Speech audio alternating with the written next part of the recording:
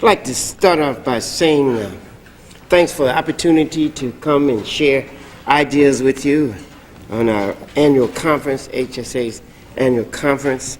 And I'm glad to be here to discuss, as Dr. Nelson said, the poverty of race discourse. First I want to say, however, as we say in our organization, us, welcome, you found your family in a peaceful place. And we wish for you blessings without number and all good things without end. And we bear witness as an African people that as our beginning was great and good, so shall our development throughout eternity be, if we dare struggle, speak truth, do justice, and walk in the way of righteousness. Hotel. Now the topic, the poverty of race discourse, rises in the context of the self-conception and practice of the discipline of Africana Studies. The discipline comes into being as essentially a joint project of critique and corrective, and of necessity the criticism was directed toward confrontation with both internal challenges to the concept and both internal and external challenges to the concept and practice of African and human freedom. Our understanding was and remains an understanding of our culture, African culture and history, as a rich resource of paradigms for liberation and ever higher levels of human life.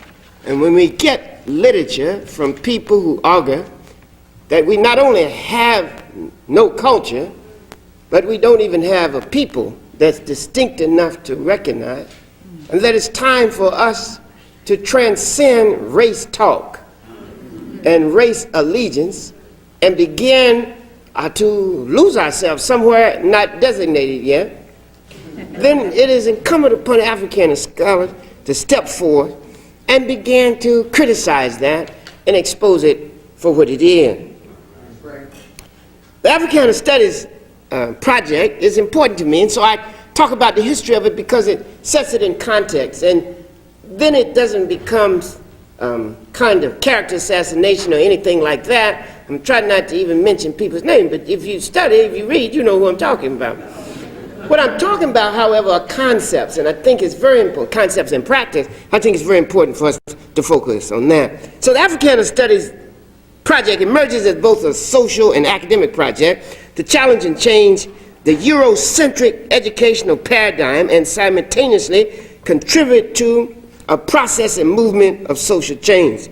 In the process of both social and academic struggles, Africana Studies develops an emancipatory project which suggests that we have within our own culture the capacity to reconceive and reconstruct both the academy and society. It is Africana Studies stressed at its inception on relevance in education and on the inseparability of the social and the academic, as well as on the interrelatedness of campus and community and of intellectual and social emancipation. You see, this relationship of campus and community on intellectual and political emancipation is very important, because unless you understand that, then there's no real battle over ideas. It is reduced to just name calling and say that people are sick. That might be so, but that doesn't solve the problem of the infectious idea. When I say infectious ideas, it doesn't mean you can't have ideas. I can say some are bad, some are good. And certainly it seems to me that the European has given the people who argue this a platform to speak from none of us here or in Afrocentric circles have. You can rescue me if I'm wrong. So it's very important for us not simply to argue ad hominem, it's very important for us to, in fact, challenge them on every level that they wish to engage us. And it's important to go right in their camp, turn over their tables, and dispossess them of the illusions that they have. In its dedication to academic excellence and social responsibility, then, we had defined Africana Studies discourse and practice as informed by four basic concerns. One, the critical and persistent search for meaning and truth in history and social reality. Second, a rigorous intellectual challenge to establish ways of viewing social and human reality. Third, a moral critique of the social constraints on human freedom, especially those rooted in race, class, and gender considerations. And fourth, the cultivation of commitment to the historical project of creating a truly just and good society based on mutual respect for persons and peoples and mutual cooperation for mutual benefit. Africana Studies as a discipline, however, is not simply a body of data, but also a way of approaching and interpreting data, as Molefe Asante has observed. It thus seeks not simply to offer information, but also to teach critical thinking and knowledge from an African-centered standpoint. It is at this point that Afrocentricity becomes an indispensable aspect of our project and contributes to the enrichment and expansion of both social and educational discourse. The discourse on race transcendence emerges at a critical juncture in black history and culture. Its advocates essentially argue that we must transcend, that is, go beyond concepts, identification, and allegiance of race. On one level, this could simply mean that one should not cut him or herself off from fruitful exchanges from members of other racial groups or communities. In fact, that's what Dr. Nelson was talking about, the Detroit thing. I mean, I was here in Chicago, and then I went to this African American summit, you know, and so Cornell was there. So I said, Cornell, I'm going to talk about you tonight. That's why I said I was going to mention your name, but I have to do it to tell you. So I'm talking about you, Gates, etc. So he said, what you going to say? So one of the things I told him is that there's a problem with this whole question of hybridity and also race transcendence. So he told me that two things. One, he said, well, I want you to know that I don't, because I criticize, this is a longer conversation, I criticize him for the most distorted form of this kind of discourse. And he said, that's not me. What I'm arguing is that black people should not close themselves off from meaningful exchange with others. So I said, okay, so that's one level, okay? He also said something about hybridity, but I'll get to it in a minute. A second view of this transcendence, though, one, and I've already mentioned Cornell, so I'll mention Gates. A second view of this transcendence is that one should deny and dismiss communal self-conceptions and allegiances and embrace the abstractly universal.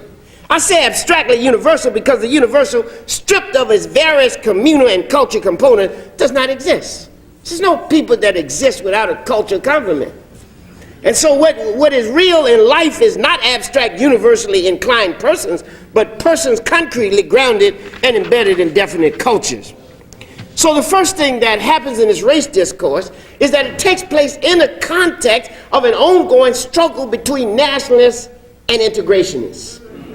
It takes place also in the context of the white man, and I guess we should say the rulers of society, determination to remain dominant.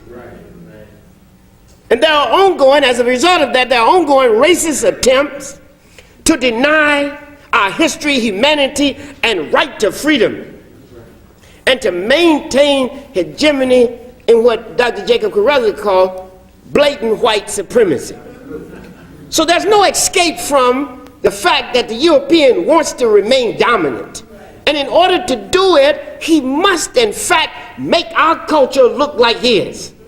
In fact, Cabral says the first thing that an oppressor seeks to do is to destroy the oppressed culture, because the greater the similarity between the culture of the oppressed and the oppressor, the more difficult it is for the oppressed not only to achieve freedom, but to imagine it.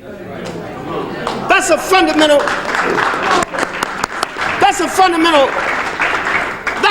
Kawaida conception. That until we break the monopoly that the oppressor has on our mind, liberation is not only impossible, it's inconceivable.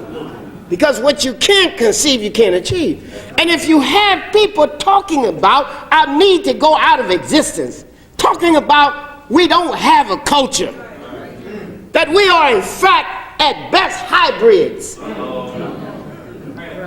then how do you develop a liberational project from that? It takes place also in the context of the merger of racist and integrationist aims. Integrationists from the black side were always afraid of the nationalist alternative. And for a while we had them at bay. Between 65 and 69. Rescue me if I'm wrong. But it was only a matter of time when they would in fact gain the upper hand on several levels. And really, when I said it's a matter of time, I mean, given the array of historical forces, given the balance of forces, the Europeans sided with them. I read an interesting article when I was doing this paper by a Jew by the name of Gary Peller in Tikkun. And he was criticizing Jews for siding with the Gentile, their white brothers, in suppressing the nationalist alternative. His argument was that one of the reasons that there's such a rift between us and the Jews is that the Jews, and you know, Harold Cruz had made this, but I'm telling you this because there are elements that really see what's going on and would like to be a part of your move to correct it. So one of the first things they have to do is confess. Now, Harold Cruz has said that the Jews are one of the biggest nationalists in the world. But they suppress your nationalism. And one of the ways that they do it, and this is very important, is to collapse racism and race consciousness. In other words, if you think black, if you talk black, that's the same as being a racist. In fact, it has made blacks become more and more the victims of laws and speech codes on campus that were made to protect them against the white racists. In University of Massachusetts, of one year that Massachusetts had a speech code, more than 20 blacks were charged by white people for racist speech. Now, what they've done is said that racial speech is equal to racist behavior. That's the whole thing around the Khalid thing. Rescue me if I'm wrong. Now, they can kill us and other people of color, and that's to be, you know, worked on. Eventually, that can be solved. You know what I'm saying? Yeah. But this talking back to them, that has to be dealt with.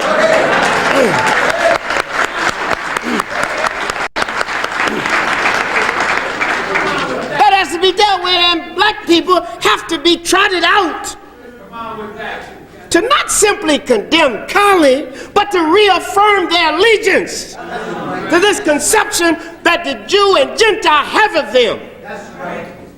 That they are dependent, parasitical, and cannot survive without white intervention.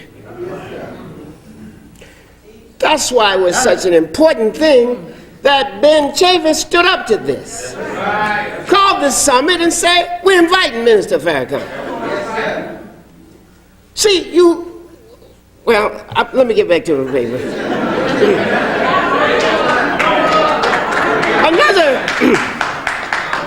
Another thing that is done in this context is to designate nationalist philosophy as marginal at best and racist at worst.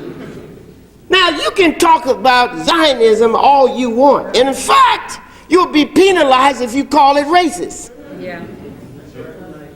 But anybody can call black nationalism racist, and you don't be penalized. So the lesson is, Jewish nationalism, because it's white nationalism, is different than black nationalism, because, of course, it's black nationalism. Another problem is that we have this conversation in the context of liberals who say they are for us.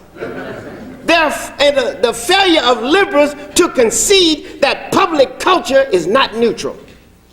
They argue that we should stop talking about what Barbara just said about the extra mile, what they owe us, and the extra precautions and preparation you have to make for black folk. They said that is disgraceful to you. What you have to do is understand we all stand on a neutral ground. And if you haven't made it, it's your personal failure, and perhaps your racial one, although we won't broadcast that. So with this failure to concede that public culture is not neutral, but that it is a part and parcel of the socioeconomic and political dominance of white folks, it makes consciousness the same as activity to damage people. In other words, the racial consciousness of black people becomes translated on television and in the educational institutions as the same as racist behavior against us by whites. That's the whole conversation. You're just as racist as anybody else. Now, they don't understand that race on one level is not race at all. Race on its most essential level is community.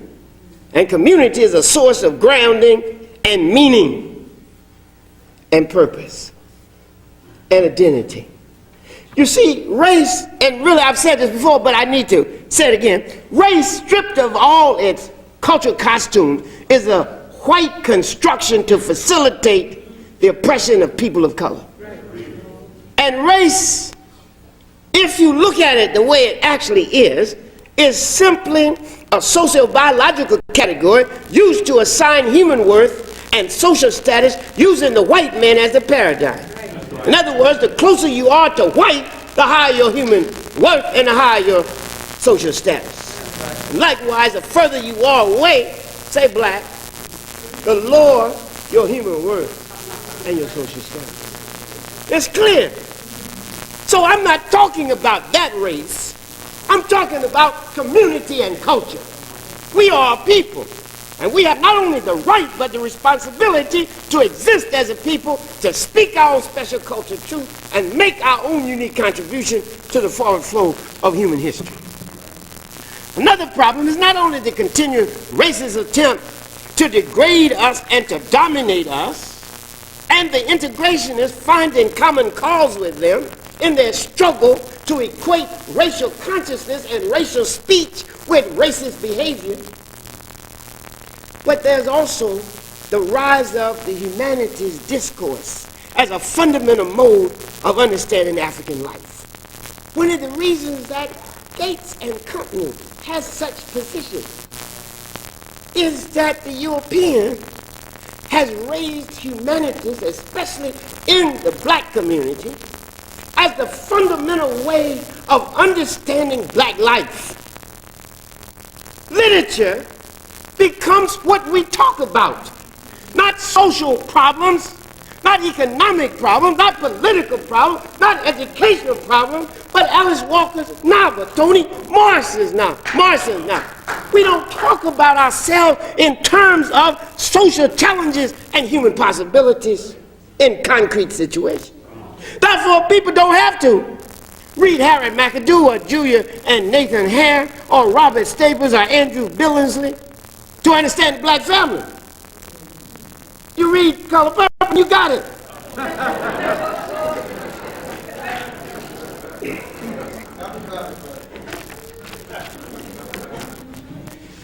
Now, what is especially impactful about this rise of humanities as the fundamental discourse for understanding black life is not only does it take out the emphasis on social analysis, critical social analysis as the fundamental way to understand society, black culture, but another feature of it is the tendency of the authors to distance themselves from the long literary tradition of social engagement as members of the African community. This problematic distance is achieved in three ways. First, there's a tendency to privilege the vaguely universal and human at the expense of the particular and the African. This is done first in the spirit and language of deconstructionism. We got to get in here and deconstruct this. You aren't really black. You have many identities.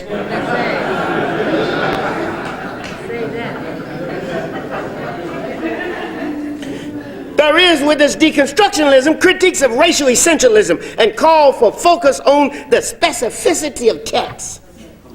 That's impressive, isn't it? One of the things that really struck me about Toni Morrison, I think she deserves a Nobel Prize for Literature, so you have to make a distinction between what I think about blacks struggling against white folks and against white domination and what I think they might have done better.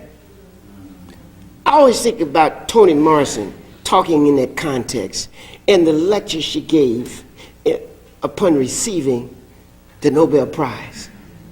Most of the people in the room, well, I shouldn't say that. All of y'all understand it, but most of black people that read it wouldn't understand it. It wasn't something you could take and lead to prosperity. It was a technical discussion among people who write like this, think like this, but it did not point to the human possibilities of black people. If you compare it to King's speech, you'll see it's altogether different. Now, this might seem cruel and harsh, but even if you compare it to William Faulkner's speech that they used to make us read all the time, I believe humanity shall prevail. You cannot find in it the kind of appreciation of human possibility in concrete terms that you would find in people engaged in struggle as well as writing. Gates says that what we need here is close reading of the text. And from the close reading of the text, one learns to invent oneself and the other and rejects a pre-constituted racial self. See, y'all sitting out there, y'all pre-constituted.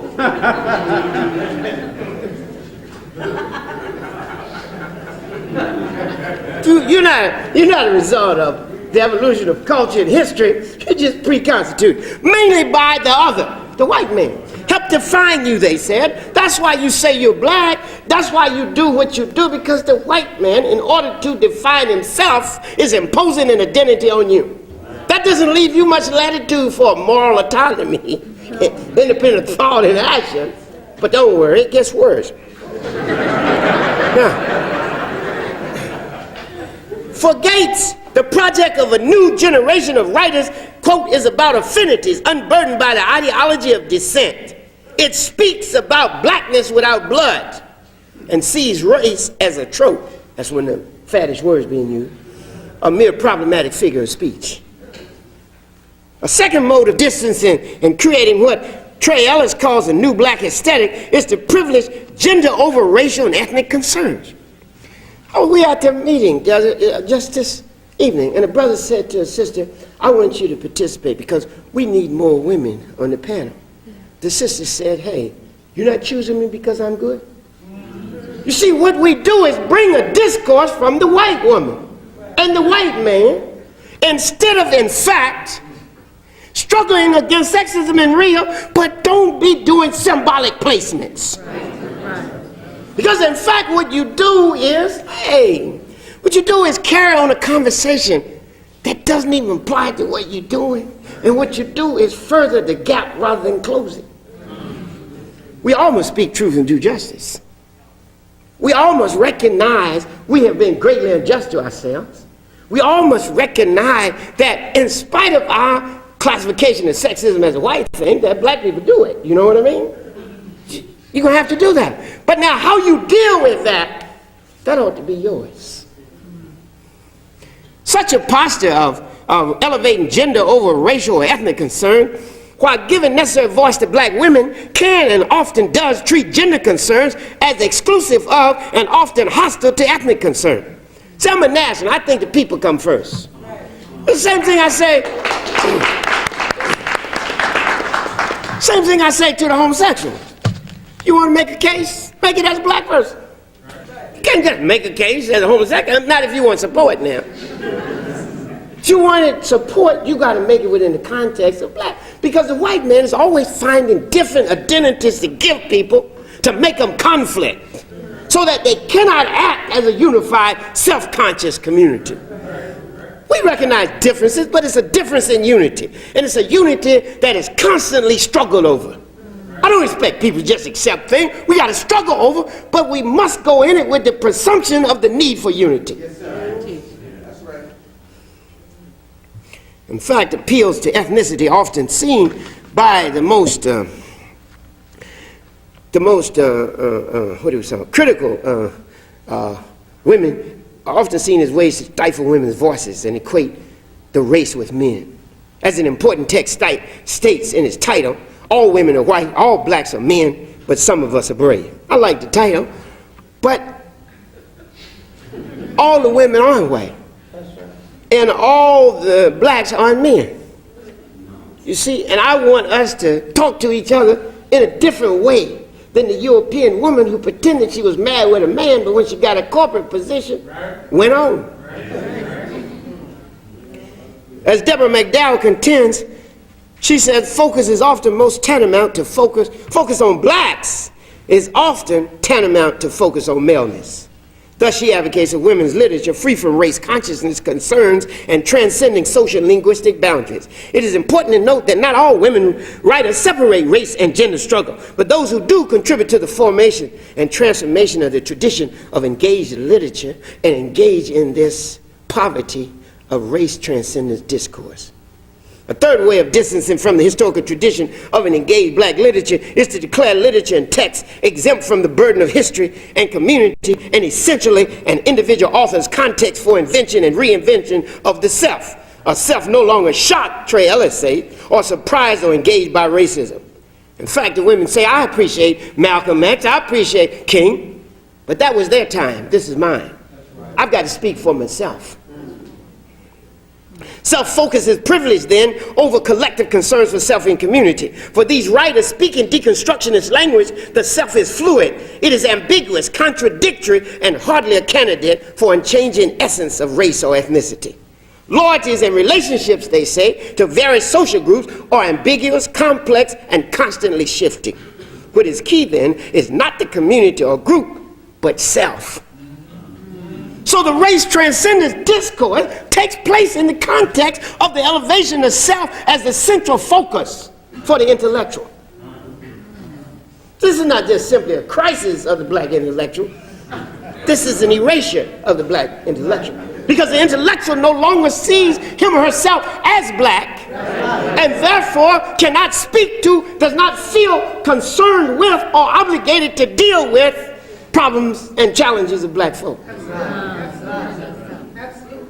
Deborah McDowell notes that, quote, African American literary criticism has finally seen the beginnings of a paradigm shift, when that has extended the boundaries and altered the terms of inquiry. She goes on to say that, falling in step with recent developments in contemporary critical theory, some critics of African American literature have usefully complicated some of our most common assumptions about self and about race as meaningful categories in literary study and critical theory. All that says is that we can't see ourselves as we once did, and we can't see race as we did, because they're no longer meaningful categories. Black self is not meaningful. Now, white hybrid self is. Isn't that a contradiction? This paradigm shift is, of course, not only in literary criticism, but also in literature itself. And thus self in the making and constantly in transition and contradiction becomes the replacement for the black person in community, and one who is socially conscious and committed to liberation and a high level of human life. According to this argument, the focus on struggle is limited and limiting. Indeed, the self must have no boundaries, no fixed identities, and thus cannot be concerned with defense of cultural borders it does not recognize, or with ethnic loyalties it does not feel compelled to remain. I have no boundaries. How dare y'all who don't know me draw boundaries for me and encapsulate me in this term black? I'm reinventing myself. Give me space.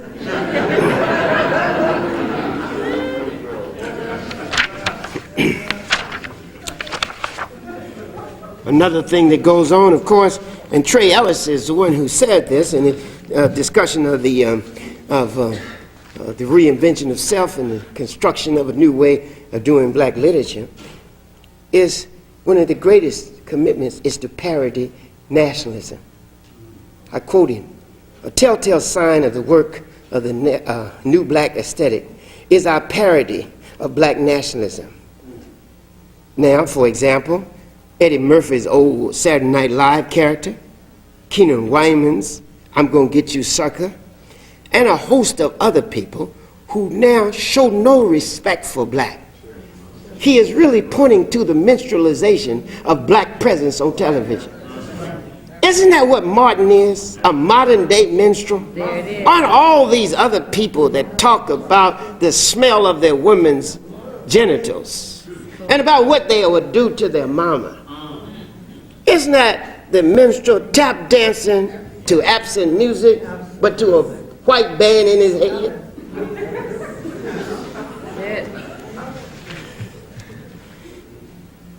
Now, Gates says he wants to uphold the black tradition, but there's no black culture. What you have here, then, is reference to blackness without the reality of people in oppression and in struggle. And instead, what you got is deformed images of the best of black humanity, not as a deviation, but a norm. In other words, what they reveal in this reinvention of self, in this embracing of vernacular black culture, is the worst of black humanity, not its best. Therefore, Gates can go and testify in the trial of Two Live Crew and say, hey, what's this noise about? That's the way black people talk. Now, white people may not talk like that, he says, as if this was worth defending, but we do. This is like symbolic association with blackness, with its most deformed and problematic expressions. Also, he praised Zora Neale Hurston in a curious attempt to explain playing the dozens. In the quotation, he talks about how Zora Neale Hurston said, we're playing the dozens to harden ourselves and numb ourselves to the oppression that the white man's going to put on us. He's going to call us worse things. He's going to talk about our mama, so we just getting ready. That's not serious anthropology, but he found it useful.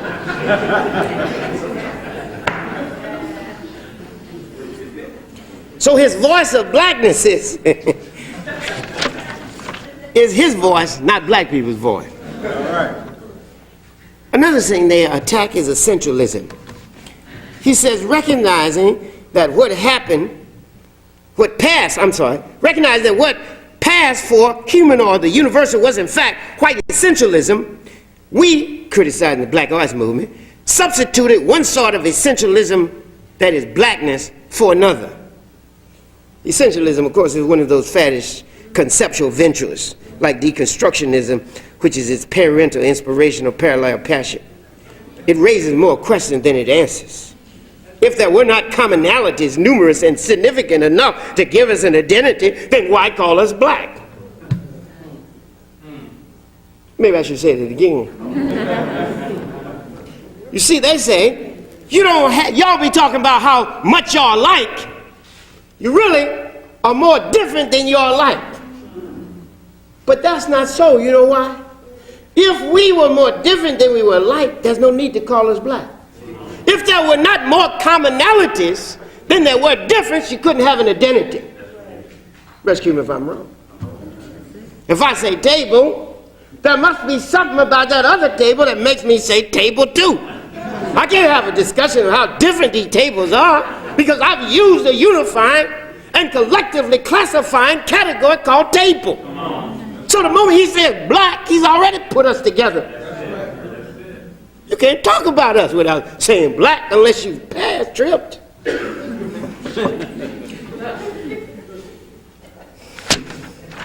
Hybridity. Gates says mixing and hybridity are the rule, not the exception. Both Gates and West talk of black people and black culture as hybrid. By this they mean it represents a mixture.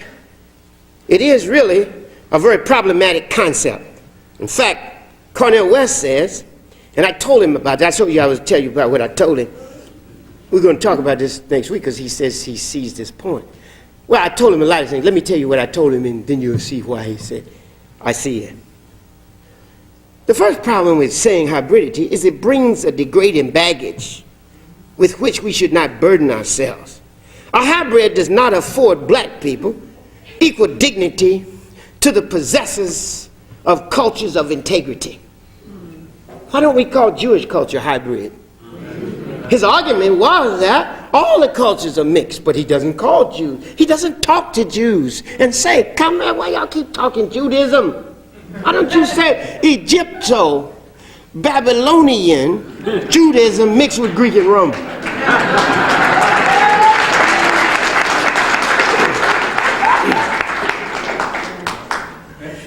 This is a degrading concept, I say to him.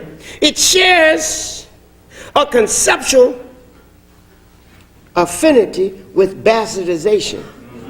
which in fact indicates inferiority. Things that are of high quality, we don't call them hybrid unless they're in the animal or plant world. Humans, we don't do that. Racially and historically, this hybrid brings the added burden of claiming rapists for fathers in a historical sense with regard to the Holocaust of enslavement. And so what Cornell says is that Malcolm was a hybrid, and part of his problem was because of his fear of culture hybridity. Malcolm's fear, he says, of culture hybridity was linked to his personal hybridity, which blurred the very boundaries so rigidly policed by white supremacist authority. The great prophet of black race, with all his brilliance, courage, and conviction, remained blind to basic structures of domination based on class and sexual orientation in the Middle East. Well, you see, that's another problem. I don't know if you read this book, Malcolm in Our Own Image. That's what he was, in their image. He wasn't in his own image. And what these people do is believe that they have given the world something by condemning rather than criticizing Malcolm, taking him off his pedestal, they think, and showing that he's as human and as flawed as anybody else in here. In fact, as anybody else on the street, down the corner, in the beer place. The claim that we are hybrids is made to sober audiences, but really made to sober two audiences: the white racists and the black nationalists, who are equated. But in reality, it appears more of a petition for recognition and acceptance by the dominant society by telling them that how much they reject you, you got their blood. Not only do I have your blood, I got your culture. So you will never get rid of me. What a pathetic plea for recognition and acceptance. Jazz is not a hybrid. Benny Goodman played jazz, yes, but he played it after it was created. Just because they sent him on a trip to Moscow don't mean he's the king of jazz. And Malcolm was not ambiguous. He was not confused or fearful of some culture and racial hybridity. He spoke truly. He hated the history that was behind him.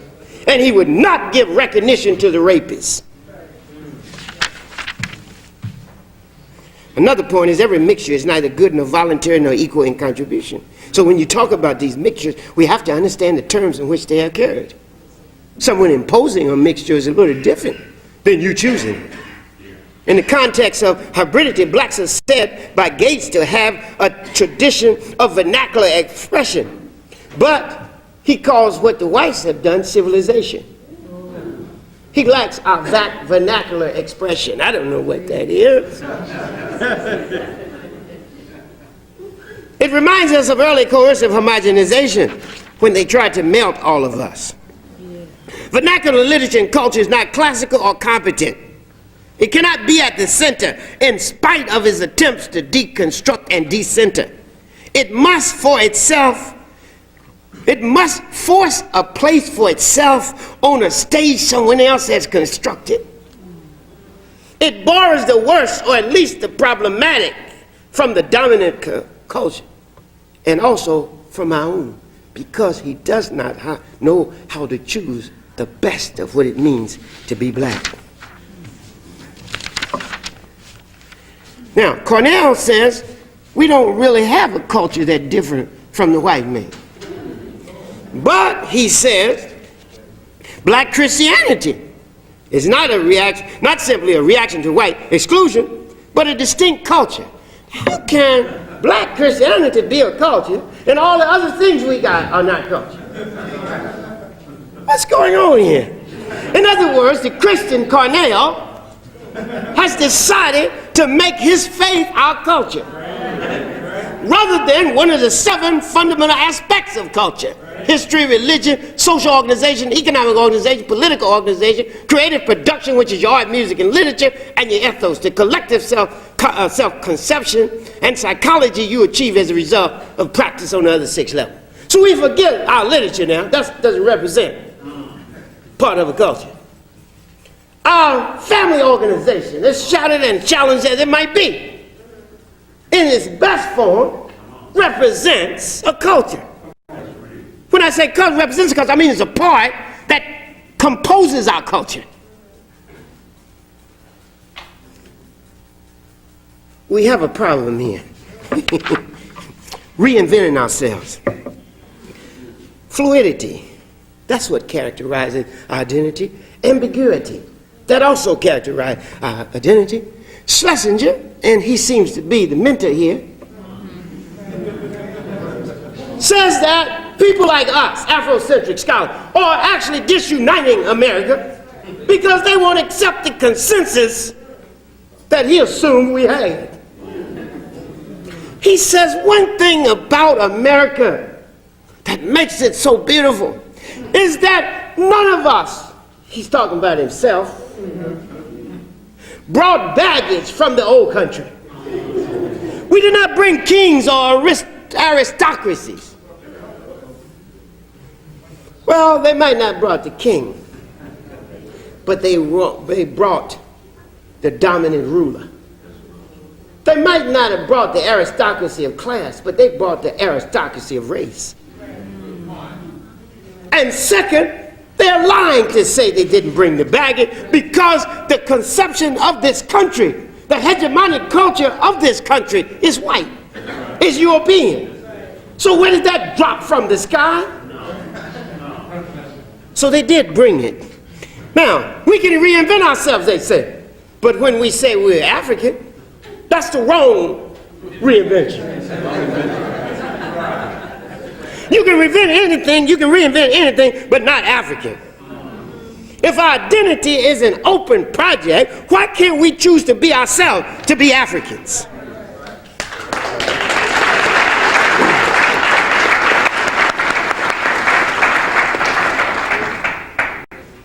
What I've done here, and I'd like to close here, is to, in fact, lay the ground for contestation over intellectual issues, not only on the structure and meaning of our education, but also to understand that we're struggling to challenge the structure and function of society itself.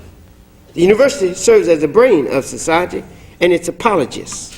And so we strike at the brain and try to, in fact, discredit the apologists. So contestation became and continues to be, in our field, Africana Studies, a fundamental mode of understanding ourselves, society, and the world.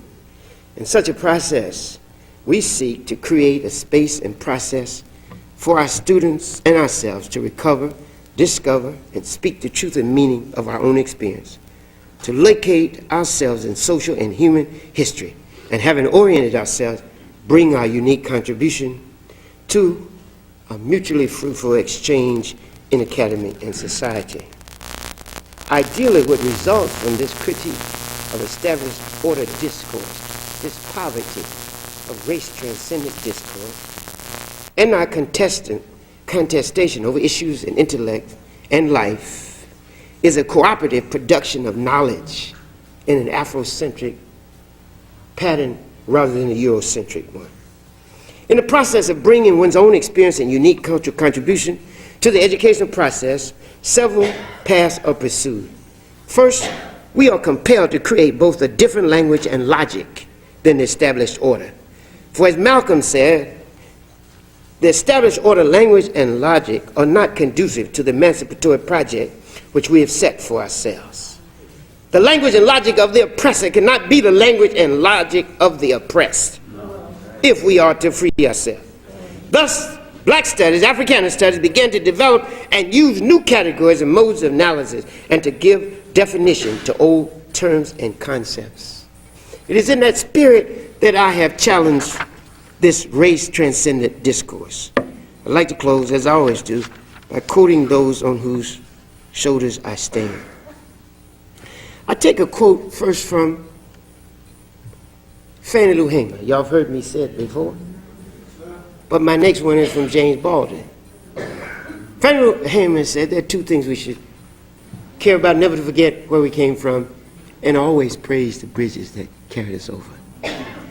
Now, the quote from James Baldwin is from The Price of the Ticket. And what he's doing is offering Louis Gates and all the other people in literature an important paradigm. He says to them, while on one hand, the tale of how we suffer and how we're delighted and how we may triumph is never new, it always must be heard. There isn't any other story to tell. It's the only light that we have in all this darkness. And this tale, this story, according to that face, that body, those strong hands on those strings, has another aspect in every country and a new depth in every generation. It is up to each generation, as Fanon said, to discover your mission, to discover how you will speak our special truth as a people, to challenge those who would redefine us out of ourselves and then humanity, and to pose a new paradigm of how humans ought to live. Cabral said it, though, the struggle is a long and difficult one. Therefore, amass no difficulties, tell no lies, and claim no easy victories. Bethune said it is up to us to recognize and respect the awesome legacy we have. We are, she said, heirs and custodians of a great legacy, and we must bear the burden and glory of that legacy with strength, dignity, and determination. Anna Julia Cooper says, what we do, we must do together as male and female. She said there's a female as well as male side to truth, and those who do not honor it do damage to male as well as female. In fact, they are in balance. And finally, the ancient Egyptians taught us we're not just in history, we are history. And given that, every day is a donation to eternity, and even 1 hour is a contribution to the future. Let's take this day and hour and make a more beautiful black and human future.